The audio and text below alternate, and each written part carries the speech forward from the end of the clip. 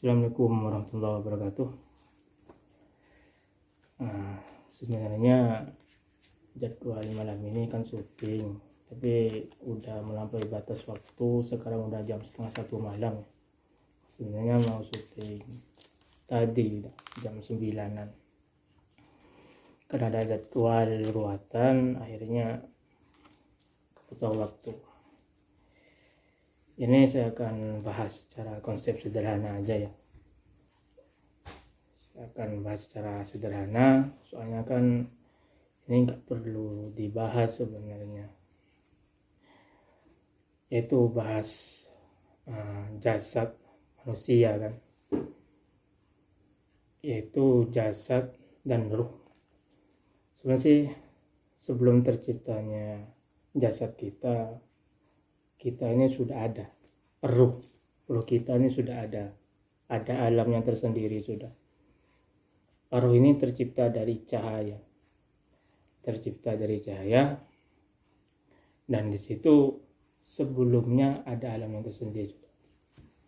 Jadi terciptanya manusia ini pertama itu sperma, itu prosesnya 40 hari, terus segumpal darah itu prosesnya 40 hari, dan barulah jadi suatu daging, itu prosesnya 40 hari. Jadi kan kalau dikalkulasikan itu 4 bulan, maka tradisi yang ada di sekitar masyarakat itu kan tingkepan selamatan 4 bulanan. Dan di diri manusia ini ada wadah suatu nafsu itu keinginan. Pokoknya apa yang diinginkan itu kan ada, itu di hati kita udah ada di hati. Dan nafsu itu ada, paling rendah itu nafsu amar, nafsu lawamah, terus nafsu mutmainah, mulhamah, dan sebagainya. Jadi ruh manusia itu memang tak terbatas ya. Sebenarnya sih ruh itu ada pasukan berkelompok, yaitu di alamnya. Jadi ruh ini tidak bisa dijelaskan secara goibi ya, itu gak bisa. Soalnya ruh manusia itu tidak terbatas, jadi luas. Jadi saya konsepkan sederhana mungkin. Oke, terus saya akan bahas juga nafsu kita itu kan sebenarnya paling rendah itu nafsu amarah kan. Nafsu amarah ini biasanya terdiri dari keburukan suatu keinginan kita, begitu. Oke. Terus sukma, jiwa atau nyawa, ruh, itu sebenarnya sih sesuatu definisi yang sama, hanya berbeda bahasa aja. Makanya kan ada suatu rogo sukmanya ditarik, terus puter giling kan. Itu suatu hanya perbedaan bahasa aja, perbedaan bahasa. Jadi kalau masalah yang ditanyakan pada subscriber itu kan ada yang rogo sukma, itu apakah sukmanya keluar atau uruhnya yang keluar? Itu kan sebenarnya berbeda bahasa kan. Sukma hanya berbeda bahasa. Jiwa itu berbeda bahasa, cuma perbedaan bahasa kan. Jadi sebenarnya itu ruh, jasad, nafsu. Jadi begitu. Banyak yang nanya juga masalah mimpi kan. Kadang mimpi itu kan bisa mimpi yang akan datang itu akan terjadi, dan mimpi itu timbulnya sesuatu yang sebelumnya sudah terjadi. Makanya timbulnya suatu mimpi ini timbul dari pemikiran dan hati. Begitu. Mimpi itu bisa mimpi yang sebelumnya yang sudah terjadi, dan mimpi itu akan terjadi yang akan datang. Biasanya kan mimpi itu kan, saya pernah mimpi, tapi mimpi ini kayaknya pernah saya lihat lokasinya. Berarti kan mimpi ini sebenarnya sudah dipikirkan sebelumnya, suatu lokasi yang pernah dipikirkan, berarti kan suatu lokasi yang tersimpan di memori kita akhirnya ke bawah di situ. Dan mimpi ini kadang sesuatu lokasi atau pernah bertemu sama seseorang tapi gak kenal, tapi mimpi ini akan terjadi suatu kenyataan di situ. Nah, ini kan perlu dikaji juga, apakah ini mimpi dari dan dari bangsa setan, jin.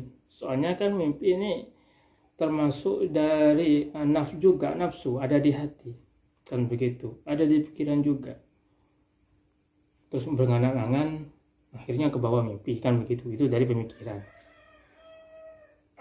Jadi perlu dikaji kan. Contoh banyak lagi kan, masalah mimpi juga. Ini letaknya di hati kan, nafsu, tergolong dari nafsu juga.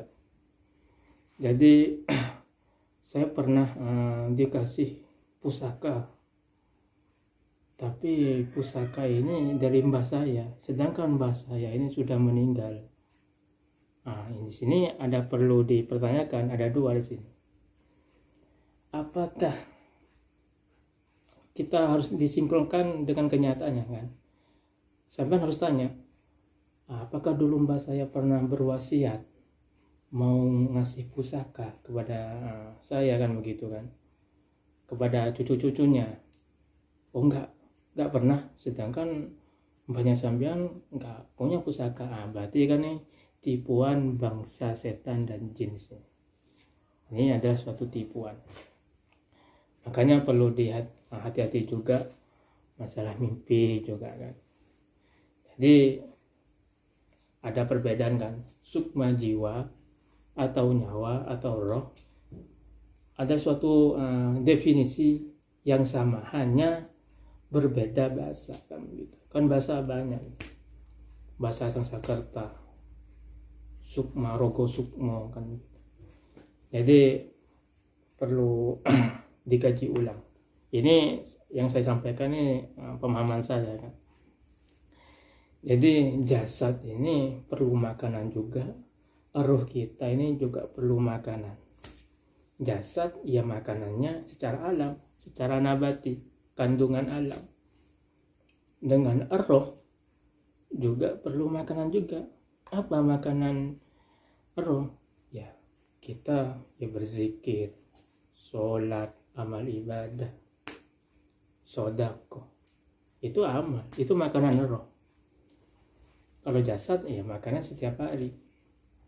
Tapi perlu dicatat di sini harus mengendalikan nafsu. Contoh kita punya keinginan buruk kan, itu dari pemikiran. Tapi hati tidak ada pemikiran seperti itu. Jadi kalau orang yang melewati punya keinginan buruk, terus ada satu bisikan di nafsu kita ini kan banyak bertentangan, setan, jin kan, malaikat, semuanya ini saling mendorong kan. Tapi kita nggak jadi melakukan suatu keburukan kan begitu. Disinilah bahayanya suatu nafsu amarah itu. Jadi roh itu makanannya, saya ulangan, roh itu makanannya suatu zikir, sholat, amal ibadah, intinya perbuatan baik. Kalau kita melakukan yang buruk, ya tetap makanan juga kan begitu.